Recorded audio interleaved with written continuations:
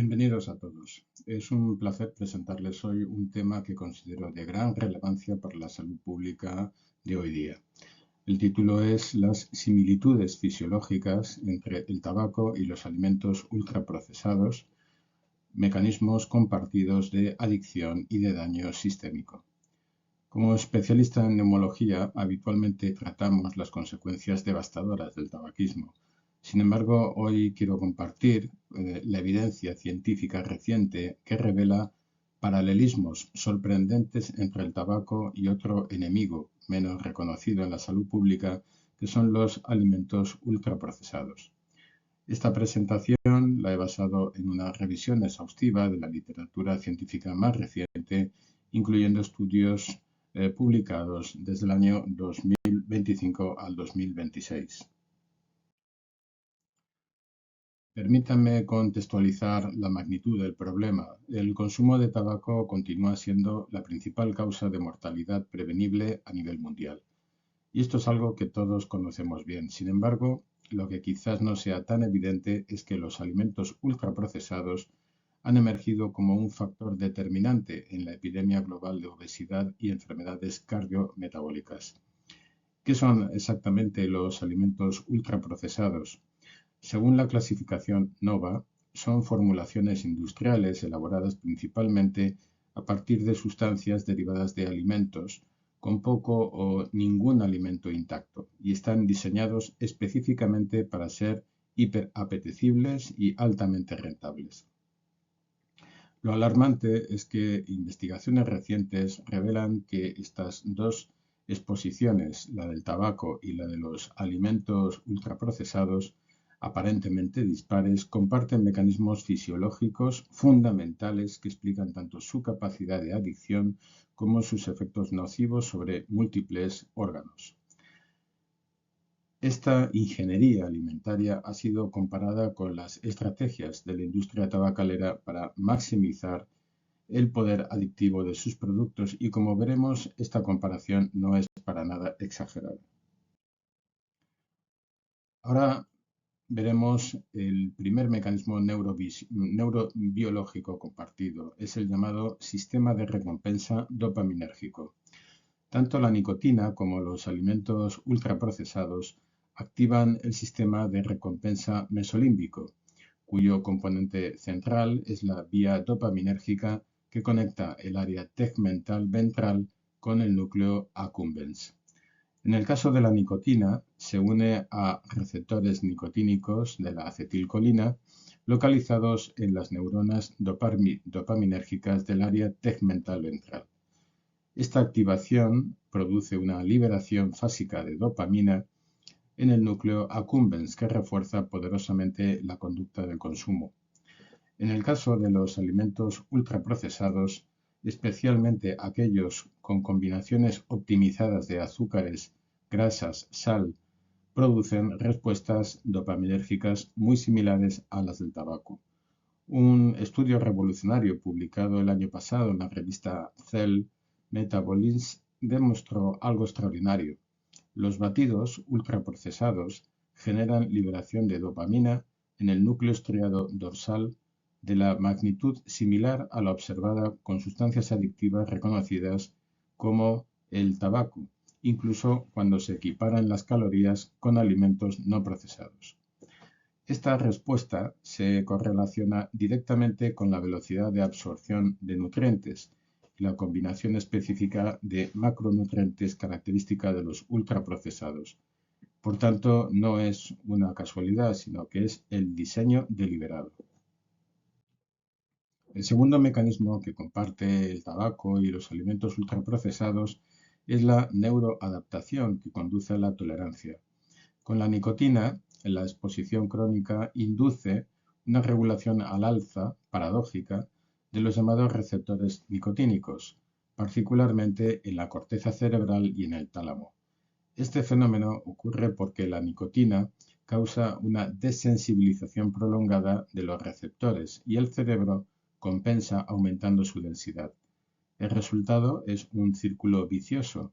Se requieren niveles crecientes de nicotina para alcanzar el mismo efecto, estableciendo así el ciclo de tolerancia y dependencia. Con los alimentos ultraprocesados, de manera análoga, el consumo repetido de los mismos produce una regulación a la baja de los llamados receptores 2 de la dopamina, y esta neuroadaptación ha sido ya documentada tanto en modelos animales como en estudios de neuroimagen humana. ¿Cuál es la consecuencia práctica de todo ello? Pues que esta regulación a la baja reduce la sensibilidad del sistema de recompensa a estímulos naturales y genera la necesidad de consumir cantidades crecientes o alimentos más intensamente palatables para obtener la misma gratificación. Es exactamente el mismo mecanismo de tolerancia que vemos con las drogas de abuso. El tercer mecanismo neurobiológico es el síndrome de abstinencia.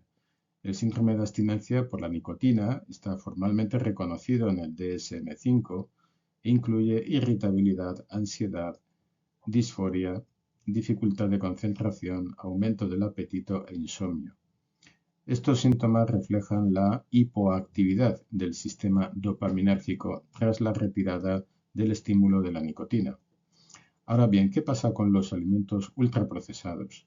Aunque la abstinencia de estos alimentos no está formalmente reconocida en el DSM-5, estudios clínicos documentan síntomas notablemente comparables: la irritabilidad, la fatiga, la tristeza, antojos intensos, dolores de cabeza durante los primeros días de la restricción de estos alimentos. La Yale Food Addiction Scale 2.0 es un instrumento validado precisamente en los criterios DSM-5 para trastornos por uso de sustancias y permite identificar patrones de consumo de alimentos ultraprocesados que cumplen criterios formales de adicción en aproximadamente el 20% de la población y hasta en el 50% de la población obesa.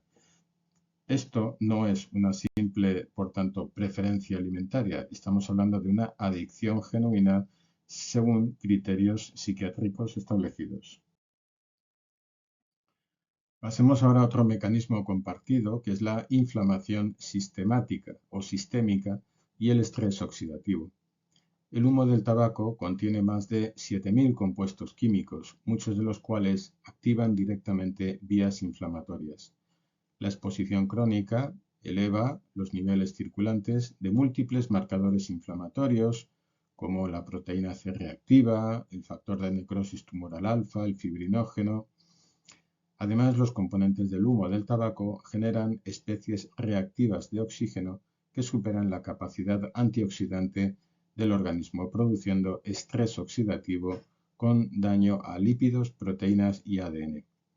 Este estado de inflamación crónica de bajo grado es un mecanismo clave en el desarrollo de enfermedades como la EPOC o el cáncer o las enfermedades cardiovasculares asociadas al tabaquismo. Los alimentos ultraprocesados promueven también esta inflamación sistémica de bajo grado a través de múltiples mecanismos convergentes. Su alto contenido en azúcares grasos saturados y trans, azúcares refinados y aditivos como emulsionantes actúan como mecanismos centrales de la respuesta inflamatoria. Un estudio particularmente revelador en adultos mayores con síndrome metabólico demostró que había una correlación directa entre el consumo de alimentos ultraprocesados y elevación también de marcadores como la proteína C reactiva o la interleucina 6. Lo más significativo, pues que hay estudios poblacionales publicados este año en el 2026 en Nature Medicine que confirman que el consumo elevado de ultraprocesados se asocia con marcadores inflamatorios elevados independientemente del índice de masa corporal que tengamos. Esto sugiere un efecto proinflamatorio intrínseco más allá del simple exceso calórico. Por tanto, no es solo una cuestión de comer demasiado, es una cuestión de qué es lo que estamos comiendo.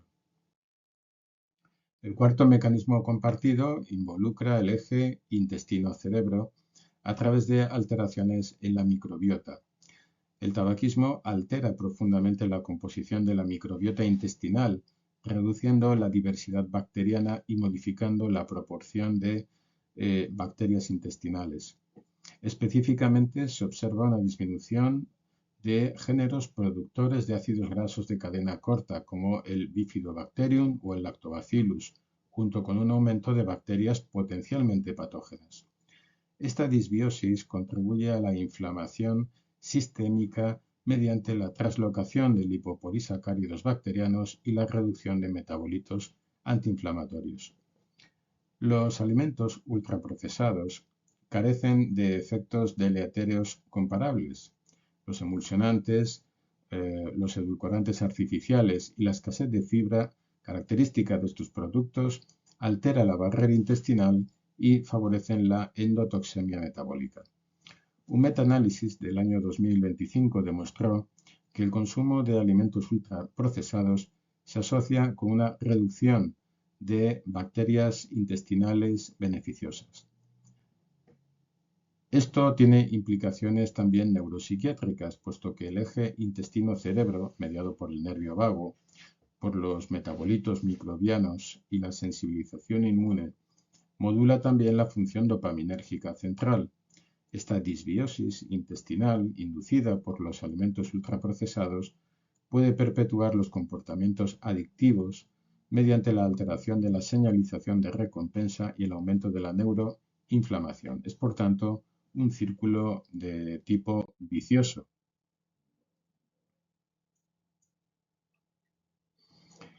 El tabaquismo también sabemos que incrementa el riesgo de enfermedades cardiovasculares, puesto que altera el endotelio vascular, activa las plaquetas, favorece la dislipemia, promueve la arteriosclerosis, porque la nicotina activa también el sistema nervioso simpático, elevando la frecuencia cardíaca y la tensión arterial, mientras que el monóxido de carbono del humo del cigarrillo reduce la capacidad de transporte del oxígeno. Estos efectos explican el incremento del 25% del riesgo de eventos coronarios por cada 5 cigarrillos que se consumen al día. En el caso de los alimentos ultraprocesados, metaanálisis de estudios prospectivos demuestran que el consumo elevado se asocia con incrementos significativos de enfermedad cardiovascular, diabetes tipo 2, hipertensión y mortalidad por todas las causas. Un informe del NIH del año 2025 confirma algo fundamental. Estos efectos persisten tras ajustar por ingesta calórica total y calidad general de la dieta, sugiriendo mecanismos nocivos independientes del balance energético. Estas similitudes tan profundas que tienen el tabaco y los alimentos ultraprocesados trae consigo implicaciones para las políticas de salud pública. Las similitudes entre ellos pues, han impulsado ya propuestas para aplicar marcos regulatorios que sean comparables. Una editorial del British Medical Journal del 2025 documenta algo inquietante, y es que la industria de los alimentos ultraprocesados emplea las mismas estrategias que la industria tabacalera, es decir, financiación de investigación favorable, lobbies contra regulaciones, marketing dirigido a poblaciones vulnerables, diseño de productos para maximizar el consumo. De hecho, investigadores de la Universidad de Michigan han propuesto ya formalmente que los alimentos ultraprocesados sean catalogados también como el tabaco, en el sentido de que hay que advertir de la capacidad para desencadenar antojos intensos, pérdida de control del consumo, síndrome de abstinencia. Y de hecho, un reciente artículo de febrero de este año en el Nature Medicine refuerza también esta posición, concluyendo que los alimentos ultraprocesados deberían regularse de manera similar a lo que es el tabaco mediante impuestos específicos, restricciones de marketing especialmente dirigidos a los niños, advertencias sanitarias obligatorias en el empaquetado y limitación de disponibilidad en ciertos lugares como escuelas o en hospitales. Por lo tanto, resumiendo las conclusiones principales de esta revisión es que la evidencia científica actual nos demuestra que hay paralelismos sustanciales entre el tabaco y los alimentos ultraprocesados en cuanto a mecanismos de adicción, efectos sistémicos y alteraciones de la microbiota intestinal, consecuencias cardiovasculares y metabólicas, y que la evaluación del consumo de alimentos ultraprocesados debería ser también integrado junto con la valoración del tabaquismo en la historia clínica y deberíamos preguntar específicamente sobre este tipo de patrones de consumo. Y para finalizar, quiero dejar algunas reflexiones finales. Durante décadas, la evidencia sobre el daño del tabaco se acumuló antes de que se implementaran políticas efectivas, y la industria tabacalera retrasó estas medidas mediante estrategias de desinformación y de lobby. Ahora tenemos la oportunidad de no repetir ese error con los alimentos ultraprocesados, y la evidencia es clara y convergente desde múltiples disciplinas. Como profesionales de la salud tenemos la responsabilidad de educar a nuestros pacientes sobre estos riesgos, evaluar el consumo de alimentos ultraprocesados, ofrecer intervenciones basadas en la evidencia, abogar por políticas de salud públicas efectivas y como sociedad debemos regular o exigir la regulación efectiva de la industria alimentaria, el tener un acceso equitativo a alimentos saludables y el proteger especialmente a los niños de este tipo de alimentos, puesto que son una amenaza para la salud pública a nivel mundial. Muchas gracias.